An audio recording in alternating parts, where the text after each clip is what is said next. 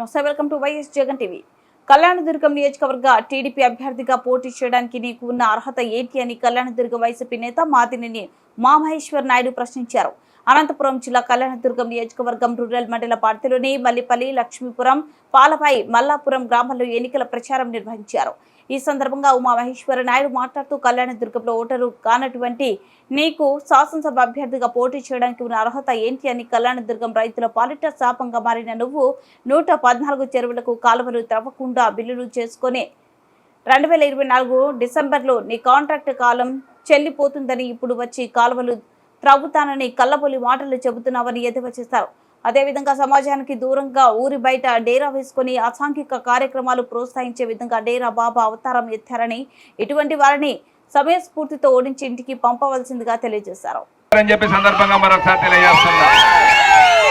పెద్ద ఎత్తున గ్రామం నుంచి కూడా తరలి వచ్చారు. ఇంకా 3 రోజులు మాత్రమే మనకు సమయం ఉంది. 3 రోజుల పాటు మనం బాగా కష్టపడి పని చేయాల్సిన అవసరం ఉంది. ఎందుకంటే 59 నెలల పాటు జగనన్న మన కుటుంబాల కోసం, మన పిల్లల కోసం, మన ప్రాంతం కోసం పనిచేశాడు. మనం ఏ ఒక్కరి దగ్గర చేయి చాచి అడక్కోకుండా వాలంటీర్లు మన ఇంటికి పంపించి, మన గడపకు పంపించి, మన తలుపు తట్టి మన చేతిలో డబ్బులు పెట్టారు. 130 సార్లు బటన్ నొక్కి కళ్యాణదుర్గం నియోజకవర్గానికి 4127 కోట్ల రూపాయల డబ్బులను మన అకౌంట్లోకి వేపించాడు జగనన్న. మన ఇళ్లకు లక్షల రూపాయలు పంపించాడు 58-59 నెలల్లో. అంటే మనం అంతా రైతాంగంలో మీద ఆధారపడి బతికే వాళ్ళం. ఒక 20,000 30,000 అప్పు కావాలంటే ఎంత అష్ట కష్టాలు పడాల్సిన పరిస్థితి వస్తుందో అనేది మనందరికీ తెలిసే. కానీ ఒక్కరోజు ఓటేసినందుకు 59 నెలల పాటు మన కుటుంబాల్లో, మన పిల్లలను అన్ని రకాలుగా చూసుకొని లక్షల రూపాయలు మన ఇంటికి ప్రభుత్వం డబ్బులు పంపించాడంటే, ఇటువంటి ముఖ్యమంత్రిని మరొక్కసారి చేసుకోవడానికి 3 రోజులు కష్టపడండి. 60 నెలల పాటు జగనన్న మన ఇంటికి సంక్షేమం పంపిస్తున్న సందర్భం తెలియజేస్తున్నాను.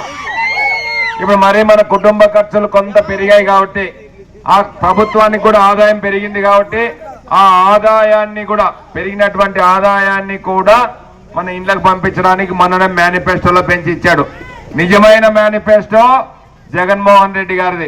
ఎందుకంటే ఉన్నది ఉన్నట్లు చెప్తాడు, ఏదైతే ఉంటే అదే చేస్తాడు. ఓట్లు వేయించుకోవడానికి రకరకాల మేనిఫెస్టోల్లో అవతల పార్టీ, తెలుగుదేశం పార్టీ కూటమి తయారు చేసింది.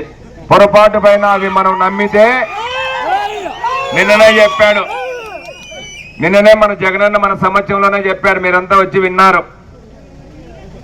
జగనన్నకు మళ్ళీ ముఖ్యమంత్రిని చేసుకుంటే మనకు ఏ విధమైనటువంటి మేలు జరుగుతుంది, పొరపాటు పడితే ఎంత నష్టం జరుగుతుందని చెప్పి స్వయంగా మన కాబోయే ముఖ్యమంత్రి చెప్పాడని చెప్పి సందర్భంగా గుర్తు చేస్తున్నా. అందుకోసం మనందరము కూడా పెద్ద ఎత్తున జగనన్నను మరొక్కసారి ముఖ్యమంత్రిని చేసుకోవాలని చెప్పి సందర్భంగా కోరుతున్నా. అందులో భాగంగా మన కళ్యాణదుర్గం విషయానికి వస్తే, మంచి మనిషి అయినటువంటి రంగయ్యను మనకు అభ్యర్థిగా ఇచ్చాడు. 20 సంవత్సరాలు ప్రభుత్వ ఉద్యోగిగా, 5 సంవత్సరాలు జగనన్న పిలుపుతో ఎంపీగా, మరో 5 సంవత్సరాలు కళ్యాణదుర్గం ఎమ్మెల్యేగా పని చేయబోతున్నాడు. మనం ఆశీర్వదించబోతున్నామని సందర్భంగా తెలియజేస్తున్నాం. అదేవిధంగా కురుబ శంకరనారాయణను ఎంపీగా పెట్టాడు జగనన్న. ఖచ్చితంగా మన గ్రామంలో కూడా ఎక్కువ మంది కురుబలే ఉన్నారు. పెద్ద మెజార్టీ గ్రామం నుంచి రంగయ్యన్నకు, శంకరన్నకి ఇద్దరికి ఇవ్వాలని చెప్పి సవినయంగా మీకు విజ్ఞప్తి చేస్తున్నా. అదేవిధంగా కళ్యాణదుర్గం నియోజకవర్గాన్ని అభివృద్ధి చేయాలని, చెరువులకు నీళ్లు తేవాలని, తెలుగుదేశం పార్టీ ప్రభుత్వం దోపిడీ చేయడానికి ఒక మనిషిని ఇక్కడికి ఎమ్మెల్యేగా పంపించారని, అభ్యర్థిగా దాన్ని ఆపాలని నేను సైతం ఆ పార్టీని వదిలిపెట్టి జగనన్న పిలుపుతో రంగయ్యతో కలిసి మీతో కలిసి కళ్యాణదుర్గాన్ని అభివృద్ధి చేయడానికి వచ్చానని చెప్పి సందర్భంగా మరొకసారి తెలియజేస్తున్నా. మేమిద్దరము కలిసి మీ కుటుంబాల్లో, మీ కుటుంబ సభ్యులుగా ఉంటాం, మీ ఆశలకు అనుగుణంగా పనిచేస్తాం, మీ సేవకులుగా ఉంటాం.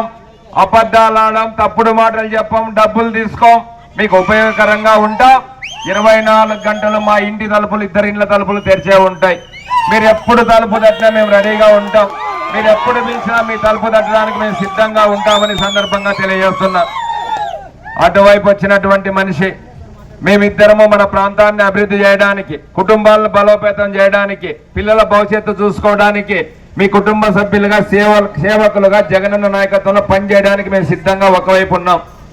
మరోవైపు మన కళ్యాణ దుర్గానికి దోపిడీ చేయడానికి డేరా వేసుకొని ఊరు బయట రెడీగా ఉన్నారనేది సందర్భం గుర్తు చేస్తున్నాం.